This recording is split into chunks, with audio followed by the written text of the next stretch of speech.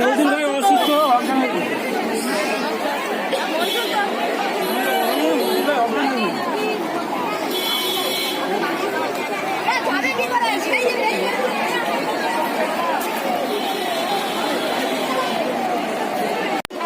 আপনাদের আন্দোলনের উদ্দেশ্য কি? আন্দোলন কি নিয়ে মূলত? আন্দোলনের উদ্দেশ্য আমরা গত 3 মাস আগেও 6 দিন ধরে আমরা ওখানে টানা ধর্ণা দিয়েছিলাম উন্নয়ন ভবনের সামনে।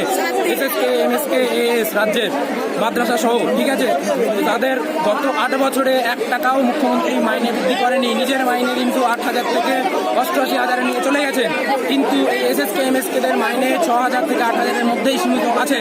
তো এইরকম অবস্থায় আপনারা ভালো মতো জানেন যে এই অবস্থায় মাসে ফ্যামিলি নিয়ে খরচা চালানোর 3 ভাগের 1 ভাগও খরচ হয়তো এখান থেকে ওঠে না। এরকম অবস্থায় প্রায় মরণাপন্ন শিক্ষকদেরকে নিয়ে আজকে আমরা এখানে অবস্থান দিয়েছি বিকাশ ভবনের সামনে। গত 4 দিন 5 দিন ধরে আমরা ওখানে অবস্থানে ছিলাম, 6 দিন ধরে, আজকে 6 নম্বর দিন উন্নয়ন ভবনের সামনেই আবার অবস্থানে ছিলাম। আজকে আমরা 6 দিন ধরে মুখ্যমন্ত্রী, শিক্ষামন্ত্রী কোনো মহল থেকে কোনো রকম প্রতিক্রিয়া না আসায় আমরা বিকাশ ভবন অভিযান করেছি। আমাদের সম্পাদক, রাজ্য সম্পাদক মহিদুল ইসলাম অসুস্থ হয়ে পড়েছে, তাকে নার্সিংহোমে নিয়ে যাওয়া। আমরা দেখলাম যে এখানে কোনো অ্যাম্বুলেন্সের ব্যবস্থা নাই, পুলিশের গাড়িতে নিয়ে দিই। এখানে কোনো অ্যাম্বুলেন্সের কোনো ব্যবস্থা নেই।